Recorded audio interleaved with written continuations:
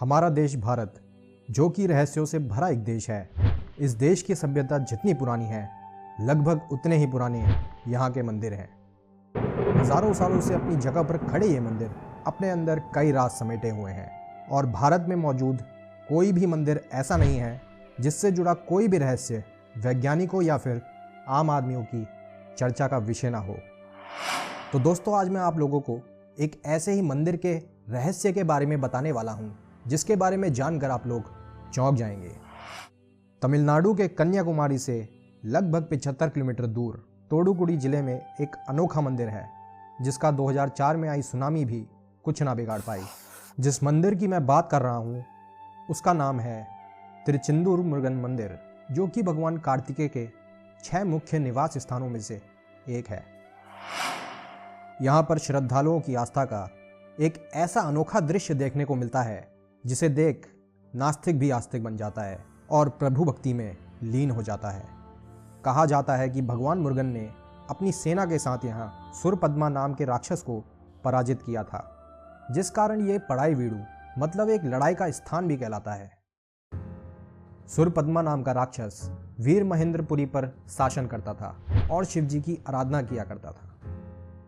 अपनी तपस्या से भगवान शिव को प्रसन्न कर उसने भगवान शिव से वरदान प्राप्त किया और बाद में वो शक्तियों को पाकर घमंडी हो गया। उसने धरती, आकाश और पाताल तीनों लोकों पर विजय पाली और देवताओं को सताने लगा। सुरपद्मा राक्षस से परेशान होकर देवताओं ने भगवान शिव से सुरपद्मा राक्षस की शिकायत की। देवताओं की इस दुर्दशा को देख भगवान शिव क्रोधित हो गए, जिस कारण उनकी आंख से प्रकाशमयी तेज रोशनी निकली और वो 6 बालकों में बदल गई, जिसमें से एक रोशनी श्रावण पोईगई तालाब में गिरी। भगवान शिव और देवी पार्वती श्रावण पोईगई पहुंचे और जब माता पार्वती ने उस शिशु को गोद में उठाया तो वो 6 के 6 बच्चे आपस में जुड़ गए और 6 चेहरे और 12 हाथ वाले भगवान अरुमुगा का रूप धारण कर लिया। जब अरुमुगा बड़े हुए तो भगवान शिव ने अरुमुगा से सुरपद्मा राक्षस को मारने और देवताओं को उसके बंधन से मुक्त करने को कहा। भगवान अरुमुगा अर्थात भगवान मुरुगन अपनी सेना के साथ तिरुचेंदूर पहुंच गए और उन्होंने अपने दूत के द्वारा देवताओं को छोड़ने के लिए सुरपद्मा के पास संदेश भेजा, पर सुरपद्मा ने संदेश को वापस करते हुए भगवान मुरुगन को युद्ध के लिए संदेश भेजा। सुरपद्मा के संदेश को पाते ही भगवान मुरुगन की सेना ने सुरपद्मा राक्षस की सेना पर हमला कर दिया और युद्ध के 6 दिन बाद भगवान मुरुगन और सुरपद्मा राक्षस का आमना सामना हुआ। युद्ध काफ़ी दिनों तक चला और अंत में भगवान मुरुगन ने सुरपद्मा के शरीर के 2 टुकड़े कर दिए, जो अपने आप एक मोर और एक मुर्गे के रूप में बदल गए। भगवान मुरुगन ने मोर को अपने वाहन तथा मुर्गे को अपने प्रतीक के रूप में अपने साथ ले लिया। भगवान मुरुगन ने सुरपद्मा राक्षस को परास्त कर देवताओं को आज़ाद किया और इस पवित्र स्थान पर भगवान शिव की पूजा की और तब से ये मंदिर भगवान मुरुगन का अरुपड़ाईवीडु कहा जाने लगा।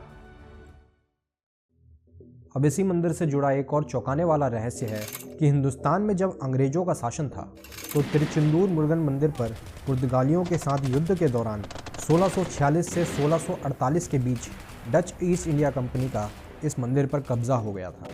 पर जब लगातार 2 साल तक स्थानीय लोगों द्वारा इस पवित्र मंदिर को मुक्त करने का प्रयास चला तो उस समय के नायक शासक के आदेश पर डचों को मंदिर खाली करने के लिए मजबूर होना पड़ा। मंदिर खाली करते समय डचों ने तिरुचेंदूर मंदिर की सारी संपत्ति को लूट लिया और भगवान कार्तिक और नटराज की पवित्र मूर्तियों को खंडित कर अपने साथ नाव में ले जाने लगे। उनके समुद्र में वहाँ से कुछ दूर करीब 10 किलोमीटर आगे जाते ही अचानक से काफ़ी तेज तूफान शुरू हो गया। तूफान इतना भयंकर था कि उनकी नाव कुछ दूर आगे बढ़ती तो वो समुद्र की लहरें उसे वापस पीछे धकेल लेती। आपदा को देख नाव में सवार किसी व्यक्ति ने बोला कि ये मुरुगन का प्रकोप है, हमें अपनी जान बचाने के लिए ये मूर्तियाँ समुद्र में फेंक देनी चाहिए। पर जहाज़ के कप्तान ने इस बात को मानने से इनकार कर दिया और बहुत कोशिश करी कि वो इस चक्रवात को पार कर जाए, लेकिन उनका जहाज़ आगे जाने की जगह पीछे की तरफ बहने लगा और तेज़ लहरों से टकराने लगा। इस चीज़ से घबराकर वो व्यक्ति फिर से बोला कि देखिए ये मूर्ति को आप नहीं ले जा सकते, इसको यहीं छोड़ दीजिए। मूर्ति की वजह से ये तूफान आया है और हम सब यहीं डूबेंगे और मरेंगे। तो ब्रिटिश ने इस बात पर सहमति बनाई और कहा कि जान बचाने के लिए ये तो करना ही पड़ेगा। तो उन्होंने उन दोनों भगवान मुरुगन यानी कार्तिकेय और नटराज की मूर्ति को वहीं पीछे छोड़ दिया और उनके ऐसा करते ही पूरा समुद्र शांत हो गया, मानो जैसे कुछ हुआ ही ना हो, और ब्रिटिश जितना जल्दी हो सके वहाँ से चले गए। इस घटना के कुछ समय बाद एक पुजारी के सपने में भगवान मुरुगन ने दर्शन देते हुए ये कहा कि मैं इस समुद्र में यहाँ हूँ और मुझे उठा के ले आओ मंदिर में। तो पुजारी ने भगवान से सपने में पूछा कि मैं आपको वहाँ कैसे ढूंढूंगा। मुरुगन ने कहा कि जिस जगह आसमान में बाज उड़ रहे होंगे और समुद्र पर एक नींबू तैर रहा होगा, मैं वहीं होऊंगा। दूसरे दिन जब वो पुजारी अपने साथ कुछ लोगों को लेकर वहाँ गया तो वास्तव में 10 किलोमीटर आगे समुद्र में एक नींबू तैर रहा था और वहीं समुद्र में नीचे गोता लगाकर वो सभी उन दोनों मूर्तियों को वापस मंदिर में ले आए। आज भी इतने साल गुजर जाने के बाद भी वो मूर्तियाँ वहाँ मौजूद हैं और वहीं सामने उस मंदिर में एक शिलान्यास है।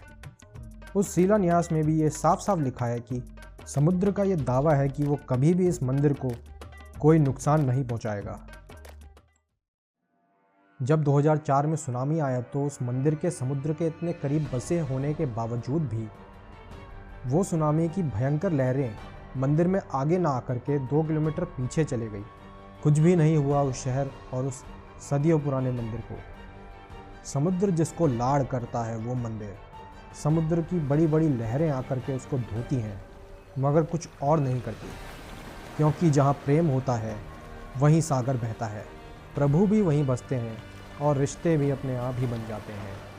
तो हम ये समुद्र का उस मंदिर के प्रति एक प्रेम ही कह सकते हैं कि वो आज तक उस मंदिर की रक्षा करता आ रहा है और यही सारी विशेषताएं ही उस मंदिर को कुछ अलग बनाती हैं।